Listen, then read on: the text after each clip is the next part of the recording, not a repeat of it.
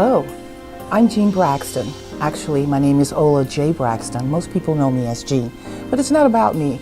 I want to introduce you to my foundation, the Loreece Foundation. Loreece, an unusual name, and where did that name come from? Most people ask me. Well, it's a combination of things. My oldest son decided to put part of my name, his niece and his nephew's name, and came up with phonetically the name Loreece. Now, while it doesn't have a Wikipedia definition, it does have meaning. You see, October of 2012, my oldest son passed away. So we chose to keep the Loreece name and name this foundation the Loreece Foundation. The focus is on men's health because I don't think that there is enough awareness shown to men's health. I first met Jean about 4 years ago. We were introduced through a mutual friend of ours. She brought us together thinking that we're two people that need to meet each other because she thought we had some ideas that might collaborate together and have the same passion. So Jean and I first met, we started talking about how can we make things different? How can we educate men to take care of themselves, to find better options to take care of themselves? I wanted to do something a little different than most foundations. I wanted to do something that was informative, educational, and entertaining. And I came up with the concept not because of my son's passing. The foundation happened a little bit before my son's passing. Permission to Talk, which is an advocacy group that shares our ideals with men who normally would have no idea of how to take care of themselves. What I'm talking about, folks, is people that once they get 40, they don't know to take a PSA.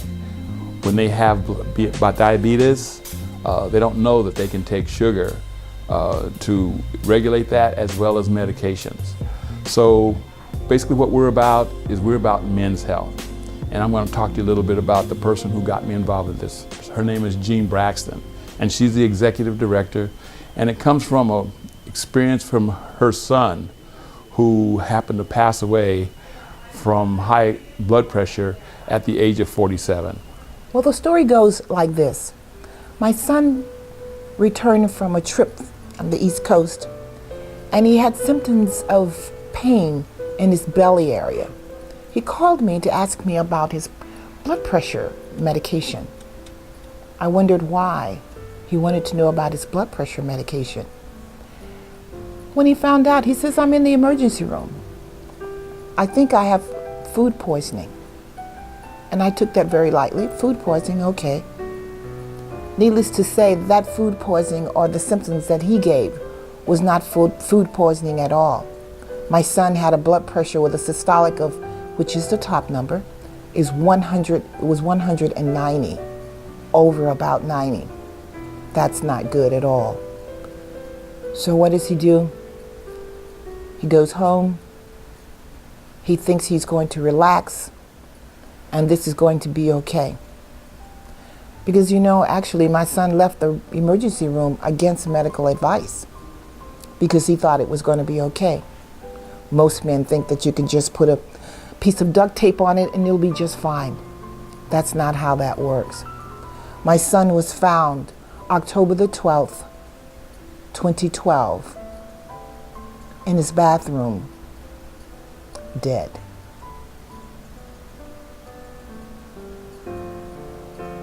I stopped for a moment because I want you to marinate on that. It's a very uncomfortable situation when you have a son that dies before the parent.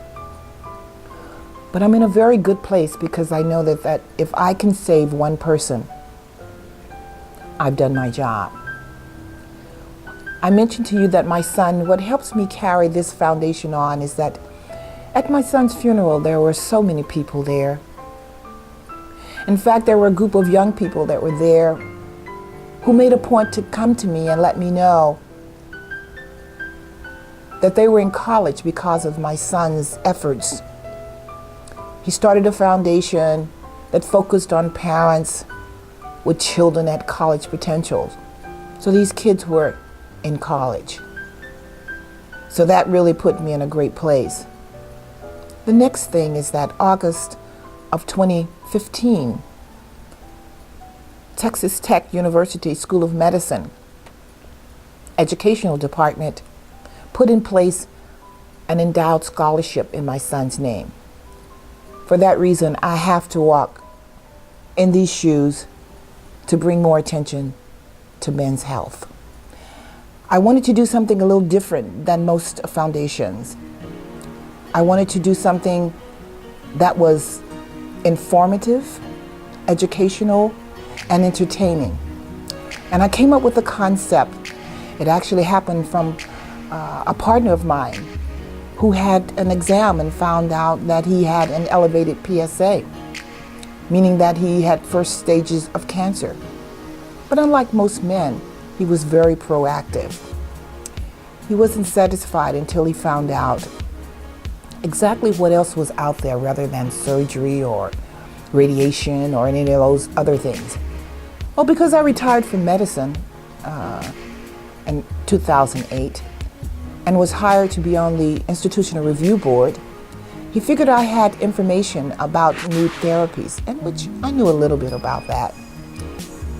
He happened to find out about a particular therapy that was interesting to him. And just through a conversation was how he found this information out. As you know, most men don't talk about their medical issues. He found this particular doctor and was a prime candidate for this procedure.